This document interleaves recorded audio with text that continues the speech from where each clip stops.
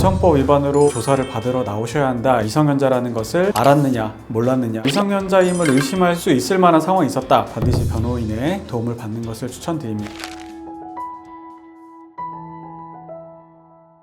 안녕하세요. 법무법인 동주의 조원지 변호사입니다. 요즘 데이팅 어플, 랜덤 채팅 이런 어플로 이성을 만나는 일이 정말 많잖아요.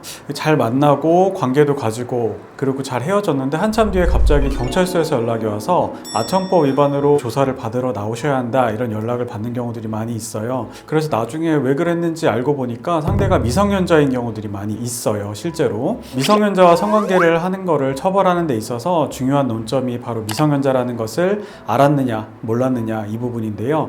경우에 따라서 어떻게 처벌이 달라지고, 만약에 내가 정말 미성년자인 거를 알지 못하고 성관계를 했는데 경찰서에서 연락을 받았을 경우에는 어떤 부분을 조금 생각을 하고 증거를 찾아봐야 되는지에 대해서 알려드릴게요.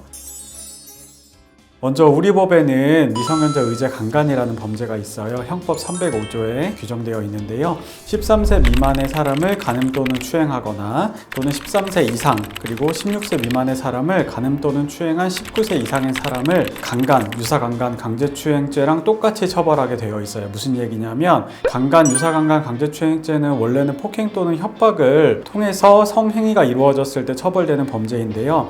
만약에 피해자가 미성년자라면 성관계 과정에서 이런 폭행이나 협박이 없었더라도 동일하게 처벌된다는 의미입니다.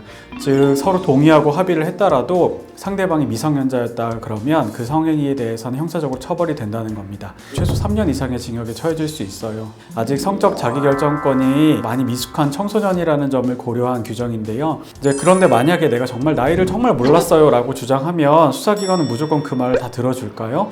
또 그렇지는 않아요. 만약에 미성년자인 것 같다, 아니면 교복을 입고 찍은 사진을 내가 우연히 봤다든지, 아니면 친구들 얘기를 하는 걸 이렇게 들어봤을 때 친구들 나이가 생각보다 어린 것 같아. 그리고 사용하고는 단어, 그다음 사용하는 물건, 그 다음에 집에 일찍 가야 돼요, 부모님이 빨리 들어오라고 했어요 라는 어떤 말을 했던 것들, 이런 모든 것들 중에서 단 하나라도 뭔가 미성년자임을 의심할 수 있을 만한 상황이 있었다. 그러면은 미필적으로나마 인지했다라고 보고 형사처벌에 이를 수 있어요. 근데 진짜 미성년자인 거를 몰랐다, 그런 경우에는 성인 간의 관계라고 해석이 돼서 이제 무혐의나 무죄 나오는 경우들이 간혹 있기는 해요. 다만 조금 극단적인 얘기는 하지만 저희가 실제로 진행하는 사건들 중에서 어느 정도는 돼야지 이제 나이를 인식하지 못했다 이렇게 보냐면, 상대방 학생이 위조된 주민등록증을 가지고 다니면서 사용하고 우리한테 그거를 보여줘서 진짜로 미성년자인 거를 몰랐다든지, 아니면 정말 외모가 성숙하고 다른 친구들이랑 같이 만나고 제3자가 봤을 때도 성인이라고 밖에 생각이 안 들 정도의 상황이었는지, 그리고 그 해당 학생이 나이를 정확하게 얘기한 적이 없었다든지, 이제 이런 경우에는 미성년자임을 인식하지 못했다라고 보고 주장을 뒷받침할 수 있는 유력한 증거가 될 수 있어요. 다만 이제 미성년자임을 알고 만약 이런 행동을 했는데 상대방 학생이 오히려 먼저 전화를 해서 합의금 얘기를 한다든지, 돈을 얼마 주면 신고를 안 하겠다라는 식으로 나오는 경우들이 좀 왕왕 있어요. 이런 경우에는 보통 미성년자 혼자 이런 행동을 하지는 않고 주변 또래 친구들이 조직적으로 하거나 아니면 성인들의 어떤 좋지 못한 의도를 가지고 접근하는 경우가 많기 때문에, 이런 경우에는 돈을 주고 계속 끌려가기보다는 변호사님의 도움을 받아서 초기에 적극적으로 대응하는 것이 필요합니다. 만약에 성인이 성인의 성을 사는 경우에는 이제 1년 이하의 징역, 300만 원 이하의 벌금에 처하게 되어 있는데요. 상대방이 미성년자임을 알면서 성매수 행위를 했을 때는 아동 청소년 성보호에 관한 법률이 적용돼서 1년 이상 10년 이하의 징역, 그리고 2천만 원 이상 5천만 원 이하의 벌금에 처해질 수 있어요. 굉장히 가중되어 처벌되는데요. 만약에 그 상대방 아동이 16세 미만인 경우에는 조금 전에 제가 말씀드린 형벌의 2분의 1을 가중하여 처벌하도록 규정이 되어 있어요. 굉장히 무겁게 처벌한다라고 보면 되는데요. 법이 이렇게 무겁게 정해져 있는 것은 그만큼 미성년자와의 성관계는 절대 해서는 안 된다.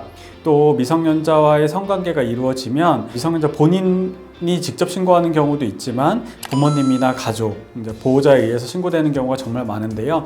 일단 기본적으로 피해자가 미성년자이다 보니까 사과하고 합의하는 문제는 부모님과 이야기를 해야 돼요. 그런데 부모님과 이야기를 하다 보면 우리 애가 성적인 피해를 입었는데 합의를 해준다라는 것에 대해서 선뜻 나서기가 어려우시거든요. 또 직접 본인이 연락을 하다 보면 2차 가해나 또 다른 피해가 발생할 수 있기 때문에 이런 경우에는 변호사를 통해서 좀 정제된 표현과 실질적으로 피해가 회복될 수 있는 수준의 어떤 합의 내용들, 이런 것들이 제한되는 것이 초기부터 굉장히 중요하다, 이렇게 말씀드릴 수 있어요.